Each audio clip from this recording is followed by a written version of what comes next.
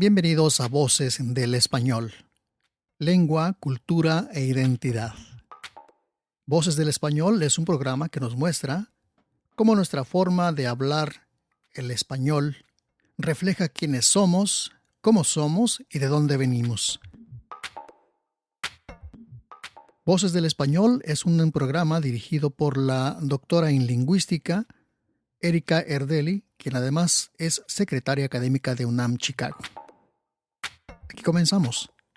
Voces del Español.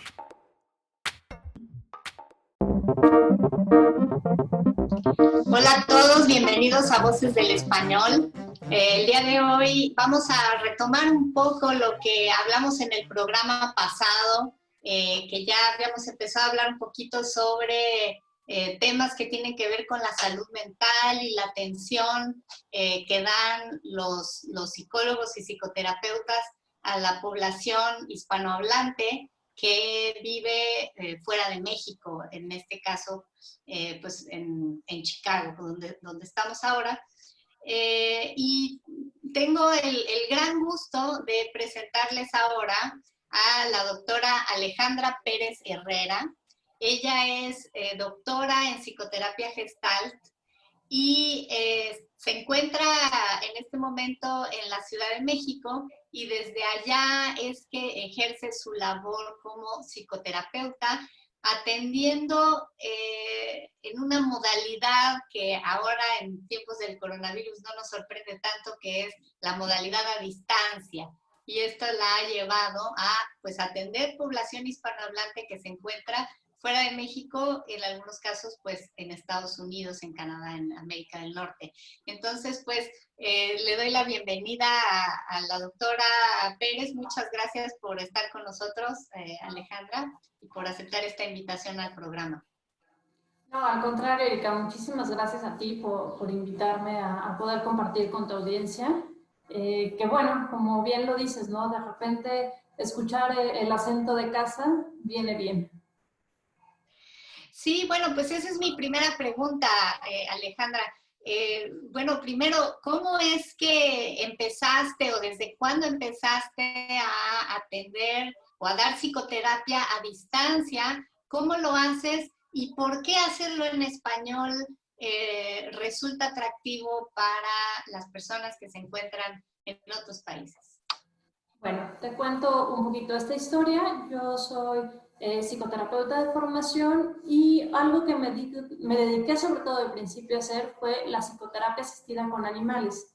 De esto escribo yo un libro y cuando me voy a presentar el libro a congresos internacionales de animales, la gente me escucha hablar y me dice, ah, padrísimo, yo quiero tomar terapia contigo.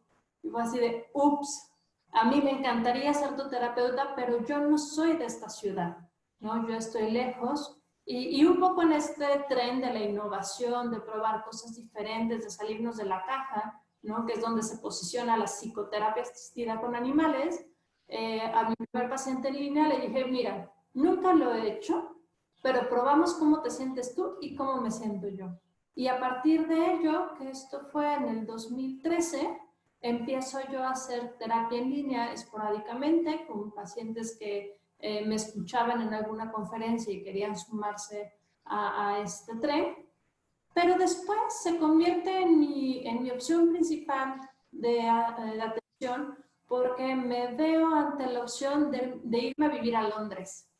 Y pues ahí ya no había opciones, ¿no? Era como si viven cerca o lejos del consultorio, todo el mundo estaba a un mar de distancia. Y la opción para mis pacientes era o te vienes en línea conmigo o te busco quien más pueda seguir con tu caso. Y muchos de mis pacientes, la gran mayoría, acceden a continuar trabajando conmigo. Y estando yo fuera del país, noto, ¿no? Cómo, además Londres es una ciudad tan cosmopolita y tantísima gente que está fuera de su patria y que necesita atención psicoterapéutica, porque esto, bueno, debería ser canasta básica para todos los seres humanos, y no es lo mismo expresar las emociones y sobre todo la profundidad que estas pueden llegar a tener en un idioma que no es lengua.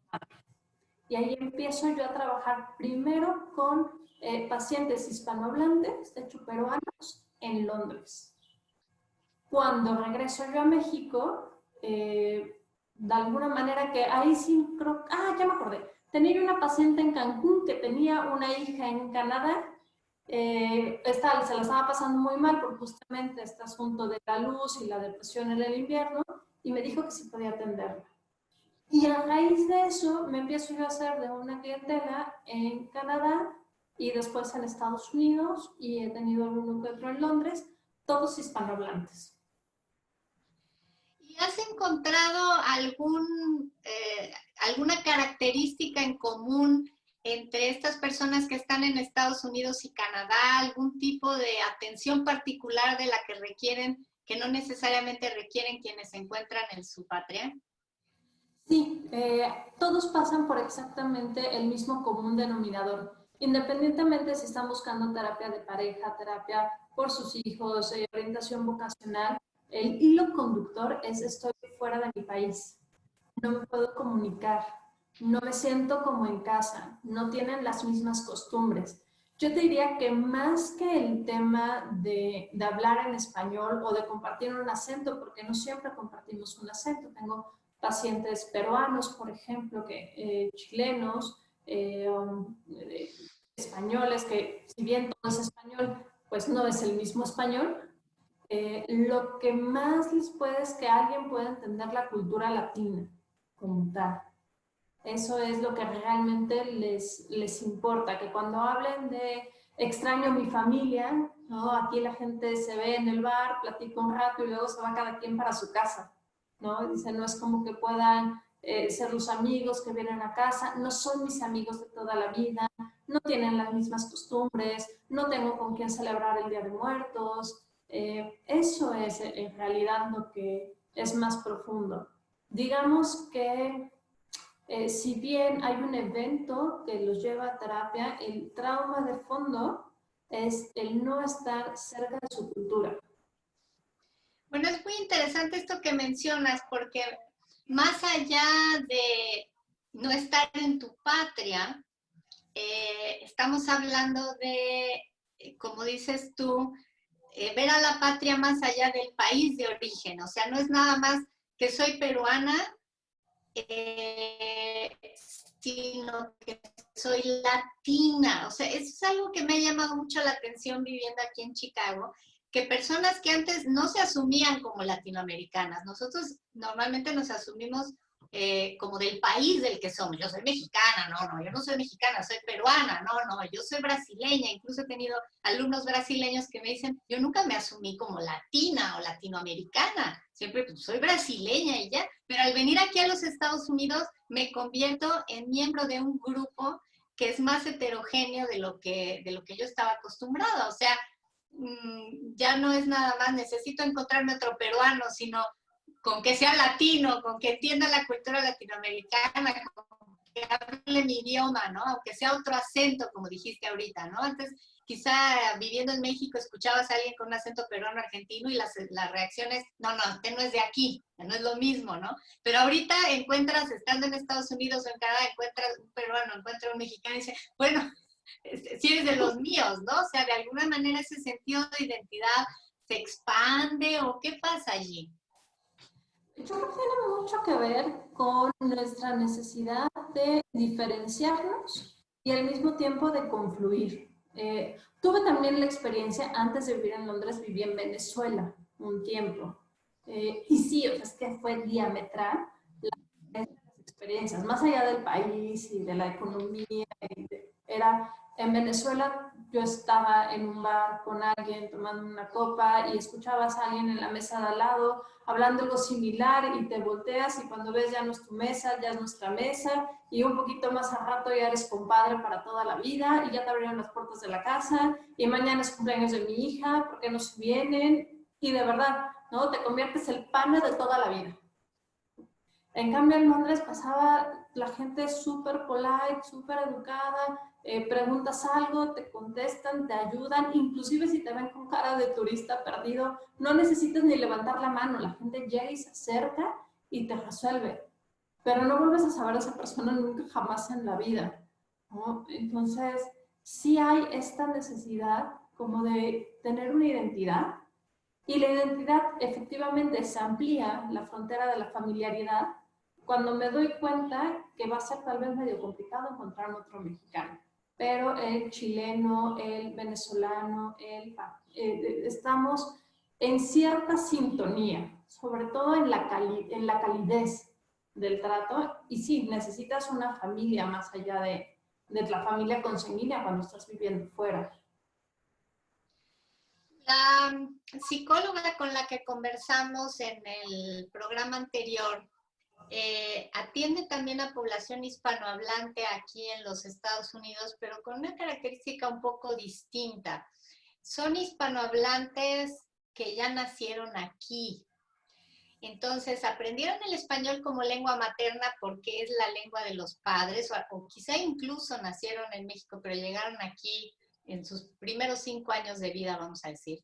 Y entonces, en general, se sienten más cómodos hablando en inglés que en español, de hecho. Se sienten más cómodos en el sentido estrictamente lingüístico, o sea, tienen mayor vocabulario, tienen más rapidez para expresar sus ideas, ¿no? Pero en la parte de la identidad y de quién soy, ahí es donde suelen tener un conflicto, que de pronto dicen, bueno, ya no soy ni de aquí ni de allá. Me pregunto si tú te has enfrentado con algunos de tus pacientes, ¿qué características tienen? ¿Se parecen a estas o son diferentes? Es curioso ahora que lo mencionas, no, yo todos los pacientes que he visto antes, no tengo pacientes aún que hayan nacido en el lugar donde están viviendo.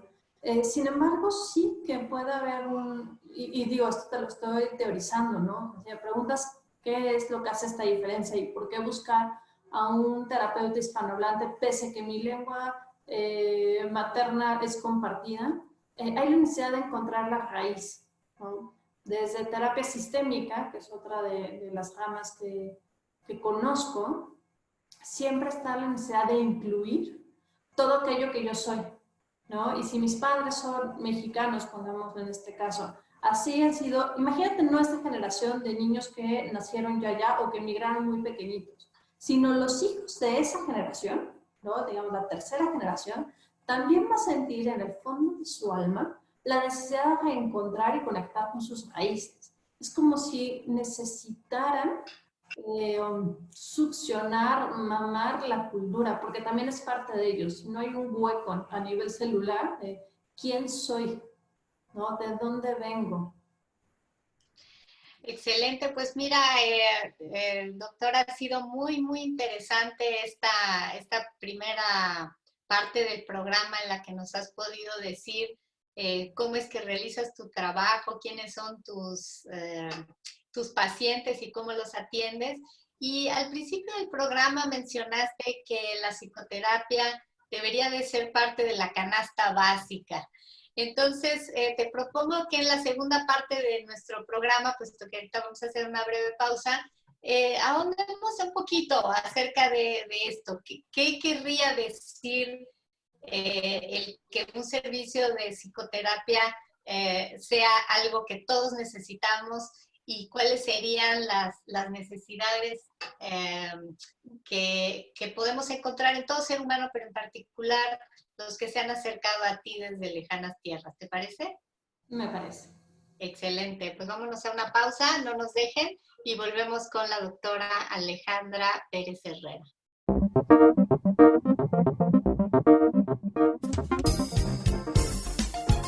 SPR, su estación, para escuchar noticias, 13 horas en París. música, Puedo decirte que soy un ángel para el amor encadenado. y mucho más. Espiar. Llegando a cualquier rincón del universo, donde haya un dispositivo electrónico con servicio de Internet. Gracias por seguir con nosotros. Estamos en Voces del Español entrevistando a la doctora en psicoterapia Gestalt, Alejandra Pérez Herrera. En la primera parte ella nos comentó que ella se encuentra en México, pero que atiende y ha atendido en los últimos años a personas que se encuentran en diferentes partes del mundo que recurren a ella para iniciar un proceso terapéutico. Entonces, pues, al inicio del programa ella comentó que la psicoterapia debería de ser parte de la canasta básica para todos los seres humanos. Y yo le quiero preguntar ahora, bueno, ¿qué quiere decir eso? ¿Por qué todos somos posibles usuarios de una psicoterapia y quiénes son los que se acercan realmente a la psicoterapia? Los que tienen problemas muy graves, los que se sienten que están perdiendo la razón o que están un poco locos o que tienen realmente un problema de fondo, o todos, porque ella dijo canasta básica, ¿verdad? Entonces yo le quiero preguntar a ella, ¿por qué todos, Alejandra? ¿Por qué todos? Bueno, hay muchas respuestas de por qué todos, pero me quiero ir de principio a la más sencilla. Como te comentaba al principio, yo mucho de lo que hago es psicoterapia con animales y el ser humano es un animal. No, en la taxonomía no existe así una clasificación aparte para el humano. El humano está dentro del reino animal y se ha alejado mucho de su propia naturaleza. ¿Qué hay en su propia naturaleza? La capacidad de leerse a sí mismo.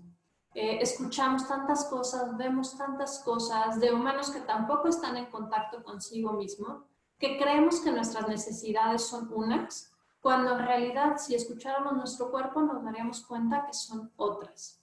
Y esto sucede por un proceso de desensibilización que además es necesario y deseable, ¿no? Si no nos desensibilizáramos al menos un poco, entraríamos en un brote psicótico. No podemos poner atención a todo lo que vemos, todo lo que escuchamos. Es el tipo de gente que literal escucha y ve cosas que se supone no están, ¿no? Entonces, cierto grado de desensibilización es necesario. La mayoría no estamos en el necesario, estamos en mucho más abajo. Y mucho más abajo no alcanzo a leer mi cuerpo. Y si no leo mi cuerpo, no sé qué necesito. Si no sé qué necesito, no sé qué opciones tengo para satisfacer mi necesidad y por lo tanto siempre quedo necesitada. Entonces, canasta básica tendría que ser por lo menos en el sentido de que todos recuperáramos nuestra posibilidad de senso, percepción y propiocepción. Este soy yo, este es mi cuerpo, este es mi corazón latiendo, este es el hueco que siento en el estómago que se llama miedo, y este miedo lo puedo satisfacer en una llamada, en un acto de autoconsuelo, en un abrazo con mi marido, en dónde y qué. Desde aquí, de hecho, se explican, por ejemplo, las adicciones, el sobrepeso, las relaciones disfuncionales, porque como no sé quién soy y no sé qué necesito, pues voy llenando los huecos con lo que sea y luego hay un problema. Ese sería como desde el más básico de por qué todos. Ahora, si nos vamos un grado más arriba, ya justamente con el tema del lenguaje, pues todos los que ocupamos un espacio en este mundo somos alguien en relación a alguien más o algo, ¿no? Soy un empleado, soy un hijo, soy una madre, soy un hermano, soy un migrante, y poderme definir en mis espacios y en mis relaciones también es básico, porque si no sé quién soy y dónde soy con respecto a quién, mi comportamiento puede ser diferente. Entonces, poderme alinear en este punto de aquí soy grande, aquí soy chico, aquí soy igual, aquí soy el empleado, aquí soy el jefe, también me va a hacer la vida más sencilla. Finalmente, quienes acuden a psicoterapia normalmente son dos grupos de personas. Los que están muy mal, se dan cuenta que tienen un problema, que quieren resolverlo y que no saben cómo, y los que de hecho están bien, pero quieren estar mejor y tampoco saben cómo. Digamos que el factor común sería no sé cómo y asumo y declaro que necesito apoyo. Si no se hace esta declaración de necesito apoyo, necesito compañía, necesito guía, la psicoterapia no funciona. Qué interesante. Y me imagino que de estos dos grupos has tenido casos de migrantes que has atendido desde México. Sí, sí, claro.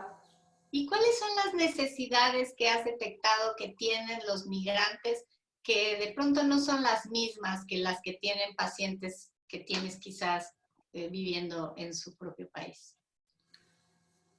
Aquí hay un factor que suma. A ver, un migrante no deja de ser persona y de estar en relación con otros. Entonces, normalmente lo que necesita es lo que necesita cualquier otra persona, ¿no? Me la estoy pasando mal con mi pareja. Fíjate que hemos tenido un problema de infidelidad y no sé si irme, regresarme, salirme de la casa, buscarme a alguien más, vengarme. Eso sería, digamos, un discurso normal para alguien que está en su mismo país. Y aquí lo que hay que agravar, o lo que lo agrava es el duelo, seguramente no elaborado, de la partida de mi país, ¿no? Yo me fui siguiéndote y mira con qué moneda me pagas.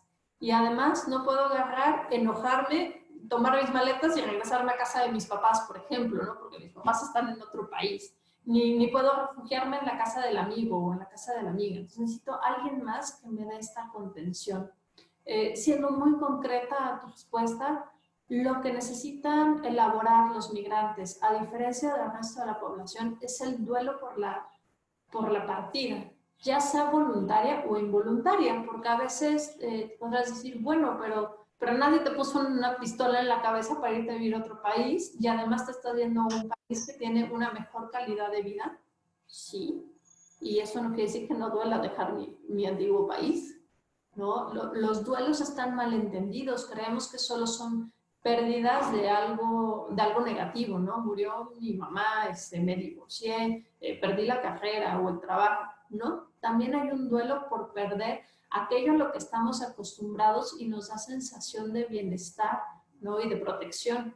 Cuando yo me voy a otro país, pierdo la identidad, pierdo la cultura, pierdo a mis amigos, a mi familia.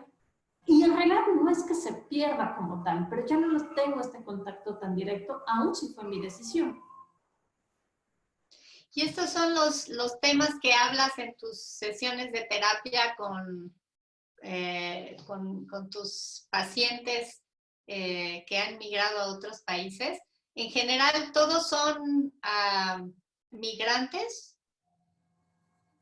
¿Todos son migrantes? Sí, todos son migrantes. Todas son personas que en algún punto vivieron en México y tomaron la decisión de mudarse de país. Y estando allá, pasa algo curioso, que es más o menos los primeros 6 meses, un año, las cosas suelen ir muy bien, inclusive si van muy mal, ¿no? Si se le están topando con problemas reales. Tengo unos pacientes que quiero muchísimo, se van a vivir fuera del país y así como se van, se les enferman sus gatos, que son parte primordial de su familia. Y entonces el dinero que tenían para sobrevivir en lo que se acoplaban, pues se va en el veterinario del gato. Y todo ahí funcionaba bien. No fue ese el momento en el que me buscaron para pedir apoyo. Fue bastante después, cuando todo este asunto estaba más que resuelto por otros temas. Pasa que cuando recién nos mudamos, por lo general hay mucha novedad. Y eso nos sostiene ahí. Es como un enamoramiento, ¿no? Hay cosas que no me doy cuenta porque hay tantísimas endorfinas y tantitas feniletina que estoy enamorado del cambio y lo soporto todo. Tengo mucho más aguante, mucho más resistencia. Pero en cuanto va bajando esta curva, cualquier cosa, literalmente cualquier cosa puede ser el detonador. Cualquier cosa me he topado como fui al súper y moría de ganas de comprar tal producto y me doy cuenta que aquí sí está, pero sabe diferente. Cualquier cosa, nada que ver con toda esta tragedia del gato y quedarse sin trabajo, quedarse sin dinero. Fui a comprar una salsa y no sabía igual, se llamaba igual, pero no sabía igual. Pero allí es donde se dan cuenta de que existe ese duelo. Sí, ahí es cuando se dan cuenta de algo no está bien en mí, porque no es posible que me toque tanto y tan profundamente que una salsa no sepa igual. ¿Qué me está pasando? Y de repente voltean a ver y es, pero también me estoy sintiendo sola, aunque estoy acompañada de mi esposo, mi hijo, mi hermano, mi perro, ¿no? ¿Y qué más me está pasando?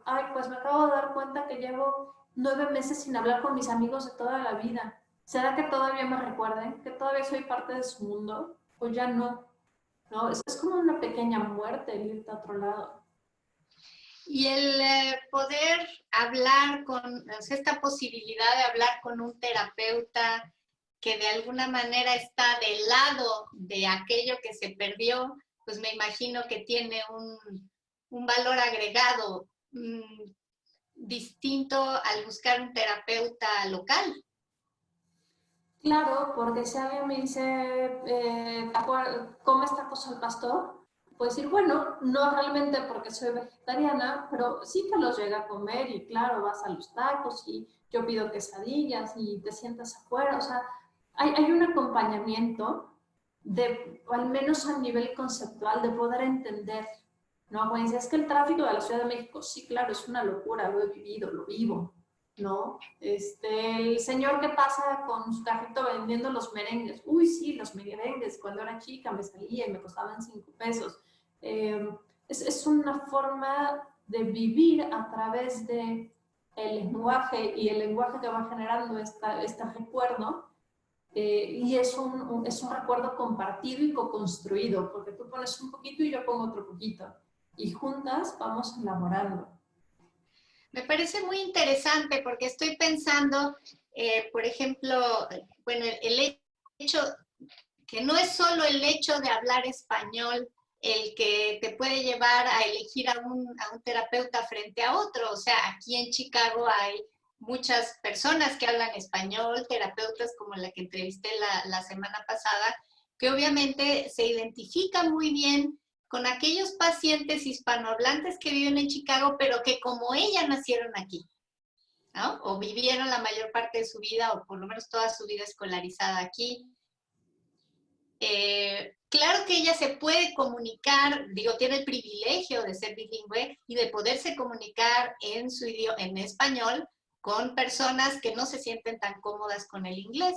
Pero ahora con lo que me estás diciendo, me pongo a pensar, bueno, quizá las personas que no nacieron aquí, sino que emigraron aquí durante su juventud o pasada su juventud, o sea, ya en su edad adulta, que quizá el tipo de circunstancias a las que se enfrentan, como las que estás mencionando, por pequeñas que parezcan, tienen significados profundos y quizás se sienten más cómodos con hablándolas con un hispanohablante, pero que se encuentra en el lugar de origen, ¿no? ¿Cómo todo esto puede hacer una diferencia en la empatía que se genera entre las dos personas? Porque lo que el migrante que se encuentra aquí recuerda, lo puede conectar contigo que te encuentras en el país de origen o al menos en un país latino, ¿verdad? Aquí les llaman latinos, yo creo que en México no usamos ese término mucho.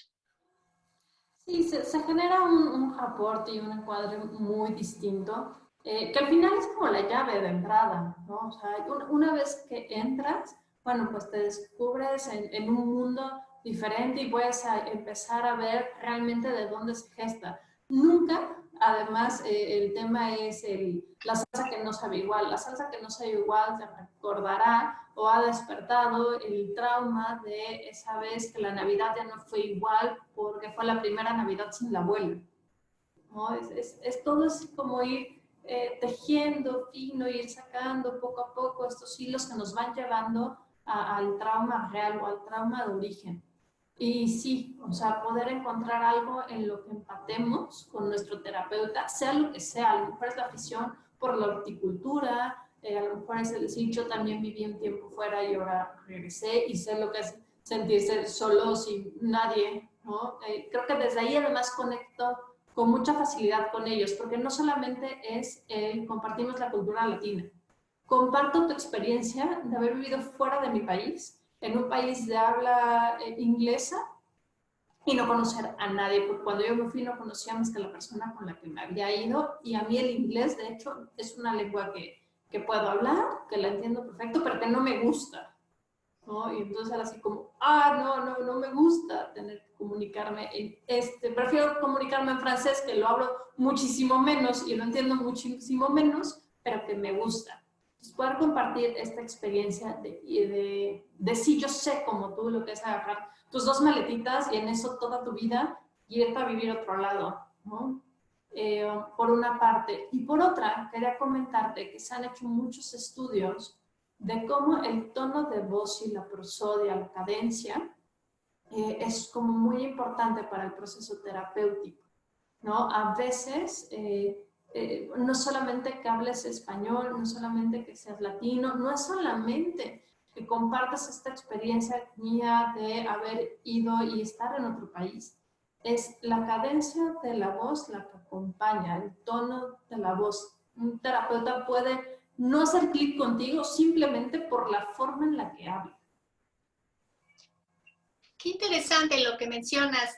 Me identifico mucho contigo con el tema del inglés y el francés y pienso que finalmente el hecho de que el español y el francés compartan raíces, porque finalmente son lenguas romances, y podríamos llamarlas, no en el sentido latino que se entiende aquí en los Estados Unidos, pero en México cuando hablamos de la cultura latina, incluimos al italiano, al francés, al español, ¿cierto? O sea, esta cultura que nos viene de los romanos. Entonces, me parece muy interesante que lo digas porque efectivamente hay una cercanía afectiva mayor con las lenguas romances que con una lengua anglo, ¿verdad? Que ya marca un nivel distinto de diferencia con el español, ¿no? Y bueno, aparte esta cuestión de la prosodia, que también puede ser interesante, simplemente me hace recordar que el español, el francés, son lenguas mucho más fluidas, vamos a decir, menos cortantes, ¿no? Hay ciertos idiomas como los idiomas sajones que tienden a cortar entre palabras, ¿no? Entonces es una sensación muy distinta que quizás sea la que nos genera esta menor identificación cuando hablamos o intentamos hablar o nos hablan en una lengua tan distinta como puede ser el inglés del español o el alemán del español. Pues muchísimas gracias, Alejandra, ha sido realmente muy, muy interesante conversar contigo y sobre todo creo que, bueno, quiero subrayar que cuando hablamos de migrantes aquí a veces pensamos en el caso de los migrantes que llegaron aquí por razones de búsqueda de una mejor vida, pero que cruzaron la frontera en condiciones extremas, ¿no? Y a veces nos olvidamos también de esta otra población que parece ser la que atiendes, que es la que cruzó la frontera de forma legal y voluntaria, porque quizá se casó con alguien de este país, de los Estados Unidos, o porque viene siguiendo a su pareja que le dieron un trabajo acá en los Estados Unidos, y que creemos que por haber venido, como quien dice, con todas las de la ley, no padecerían tantos problemas o traumas, y sin embargo, después de lo que nos dices, pues me queda claro que toda persona que se desplace, toda persona que cambie de lugar de residencia saliendo de su país para llegar a otro, pues es digno de atención, ¿no? Requiere de atender su duelo y de atender toda esta serie de cuestiones que la remiten a lo más profundo de su ser, de su infancia, de sus recuerdos de vida.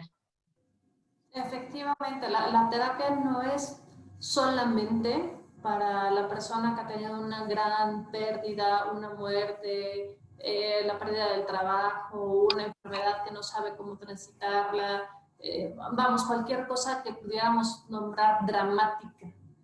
No forzosamente, por eso decía que es canasta básica. Cualquier persona que quiera estar mejor de cómo está hoy, así sea muy bien, es susceptible a ser un cliente para hacer psicoterapia. De hecho, les va muy bien a las personas que van bien y quieren estar mejor.